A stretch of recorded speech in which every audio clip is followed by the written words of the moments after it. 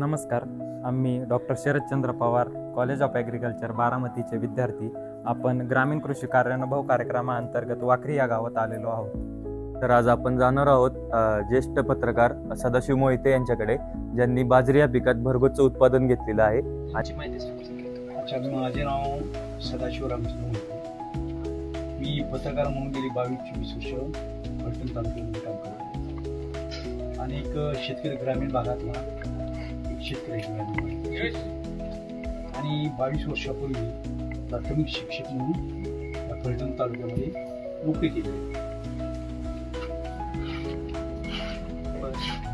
तर तुम्ही जे आता पहिली माहिती आणि त्यानंतर विविध संस्थेवरती मी आतापर्यंत काम केले. ग्रामपंचायतीचा फलटण तालुका अध्यक्ष आहे. सेवानिवृत्ती संघटनेचा काही दिवस सातारामध्ये उपाध्यक्ष होतो. तक्रार निवारण कमिटीमध्ये होतो. विविध सामाजिक संस्थेमध्ये आतापर्यंत काम करत आलेलो आहे. मी या वाखरीमध्ये अल्पभूधारक शेतकरी म्हणून माझी शेती करत करत पत्रकारितेचा हा पेशा गेले 22 ते 24 वर्ष या तालुक्यामध्ये या जिल्ह्यामध्ये करण्याचा मी प्रयत्न करतो. बरं सर, तुम्ही म्हटले तुम्ही विविध उपक्रम वाखरी गावात घेता, तर त्याच्यातलंच एक तुम्ही उपक्रम घेतलाय की बाजरी पिकात तुम्ही फलटण तालुक्यात पहिला क्रमांक घेऊन विक्रमी उत्पन्न घेतलंय. तर त्याच संदर्भात आज आम्ही तुम्हाला प्रश्न विचारणार आहोत.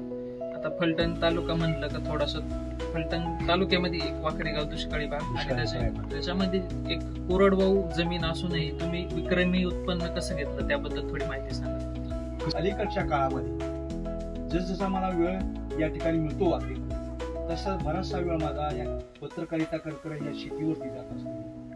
आणि तर सांगायचं काय तात्पर्य सर तुम्हाला की हे शेतकरी जे प्रगत आहेत आपल्या फलटण तालुक्यामध्ये, त्यांचा आदर्श घेऊन आता आपल्याला देखील काय करता येईल का म्हणून मी प्रयत्न केला. या भागातले सहाय्यक कृषी अधिकारी राहुल कांबळे साहेब म्हणून एक माझे मित्र आहे. तरी तुमच्या शेतीमध्ये जास्त उत्पन्न वाढवण्यासाठी आम्ही तुम्हाला वाण देतो. तर त्यांनी बाजरीचं एक वाण दिलं आम्हाला.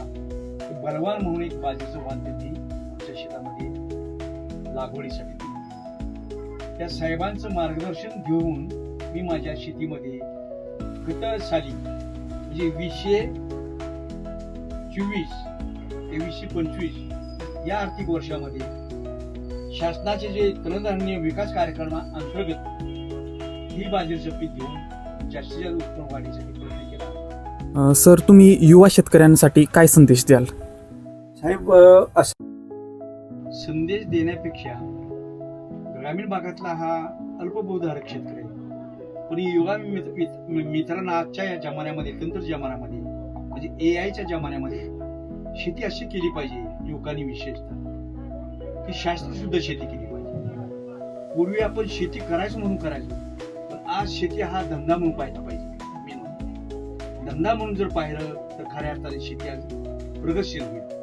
आज ग्रामीण भागामध्ये येऊन ह्या शेतकऱ्याची तुम्ही संवाद साधता, शेतकऱ्यांना मार्गदर्शन करता आणि शेतीची व्यवस्था आज ग्रामीण भागात कशी आहे याचा अभ्यास करून, पौराणिक दृष्ट्या अभ्यास करून नवीन प्रयोग करण्याचा तुम्ही तुमच्या या शिक्षणामध्ये प्रयोग करता. हाच जर प्रयोग युवा शेतकऱ्यांनी जर केला तर निश्चित या देशाची, समाजाची आणि व्यक्तिगत कुटुंबाची धन्यवाद सर, आपण आपला बहुमूल्य वेळ आम्हाला दिला.